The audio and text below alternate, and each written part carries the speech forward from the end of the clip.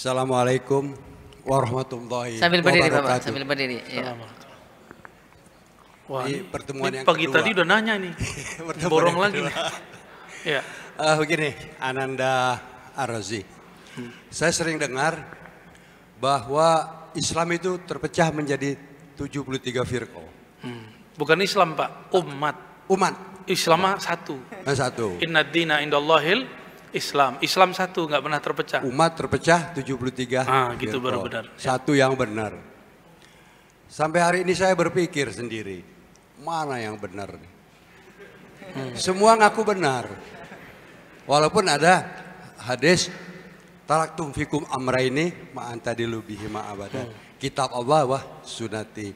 Tapi rasanya belum puas Pak Ustadz. Akhirnya saya membuat kesimpulan sendiri, pendapat sendiri bahwa yang benar itu sebagaimana kata Rasulullah, awaludin marifatullah. Man arafa nafsahu faqad arafa rabbahu. Nah, inilah aku pikir yang benar Pak Ustadz. Mohon respon. Siapa namanya Bapak? Ya, saya garis bawahi Islam cuma satu. Umat Islam yang berpecah-pecah. Terus kita sedih, ya sedih. Tapi itulah kehendak Allah. Dan Allah sendiri mengatakan ada 3 ayat minimal di Quran. Ya, dan Allah cuma mengandai-andaikan walau syaa rabbuka la ja'alahum ummatan wahidah. Berarti Allah nggak menginginkannya. Allah tidak menginginkan umat ini satu. Dia hanya menginginkan dialah yang satu. Dia hanya ingin agama yang satu. Kalau selainnya, carilah Sang Maha Satu itu. Terus seumur Pak Johnson masih bingung mana yang benar. Ntar gimana meninggalnya Pak?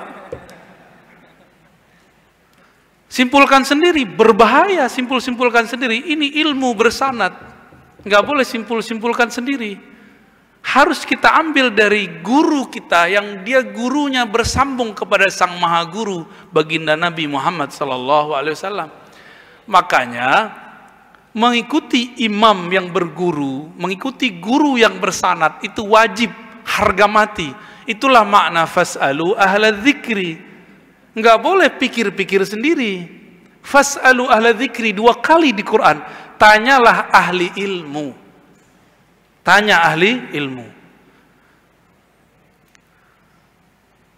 Makanya kita perlu belajar sejarah untuk mengetahui akidah kita ini benar atau tidak. Makanya saya sering menukil kembali kisah Syekh Abdul Somad Palembani. Beliau puluhan tahun di Madinah, akidahnya Asy'ariyah. Walaupun yang tamat Madinah sekarang belum tentu Asy'ariyah. Ya kan beda masa, mau gimana lagi. Dituduhlah kita menghujat orang tamat Madinah. Ya enggak.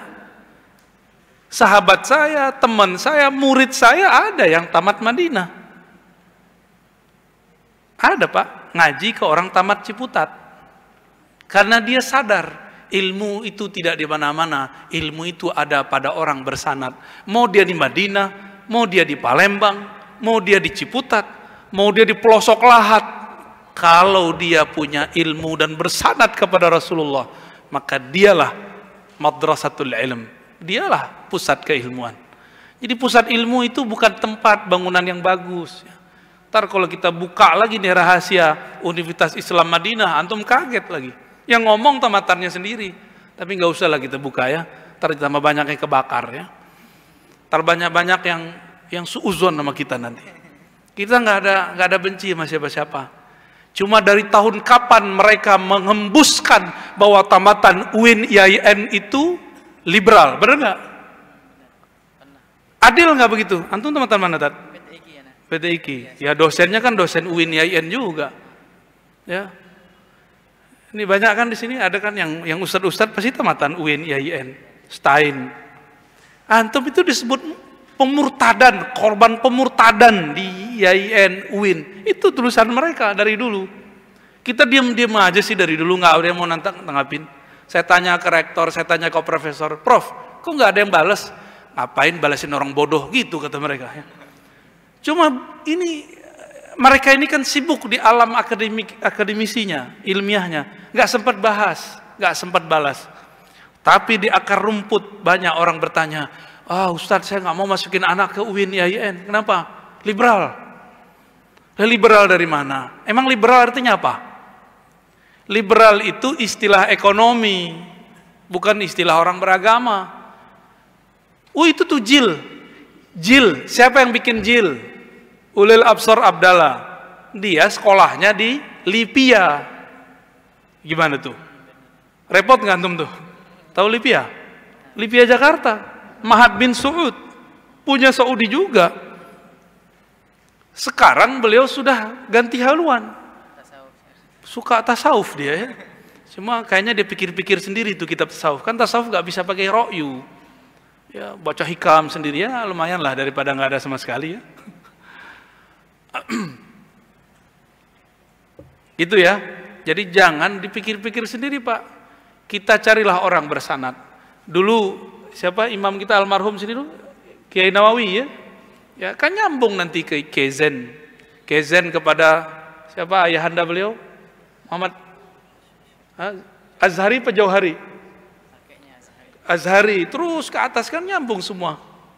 Nyambungnya dan porosnya semua ke ulama Madinah, ulama Mekah, Mekah Madinah. Begitu aja putar-putar. Nanti ke Mesir, Zakaria Al-Ansari, balik lagi. Begitu aja muter sampai kepada imam-imam kita itu. Jadi gini, Pak Johnson. Kalau Pak Johnson ini ngaku keturunan kerajaan Kesultanan Palembang, pembuktiannya gimana? Nasab. Sama. Kalau saya ngaku Ahlussunnah, saya tunjukkan nih nasab saya, ini sanad saya. Ngaku saja Ahlussunnah, ngaku saja salaf, tunjukkan aja sanadnya. Mereka kan tidak hormat ke ilmu sanad, malah ngejek ilmu sanad. Itu aja sudah gagal. Ya, gimana mau bisa paham? Ya, sanad tuh nggak penting. Yang nggak penting itu ketika bersanad cuma ngambil ijazah tapi tidak ngambil ilmunya. Kita sudah ngerti semua. Ustadz-ustadznya lebih paham dari antum lah. Sanad itu ada sanad ijazah tabarukan ngambil berkah. Ada tafakuhan, ada mendalami, maka disebut riwayat dan dirayat. Ngerti semua kok mereka ini. Ya.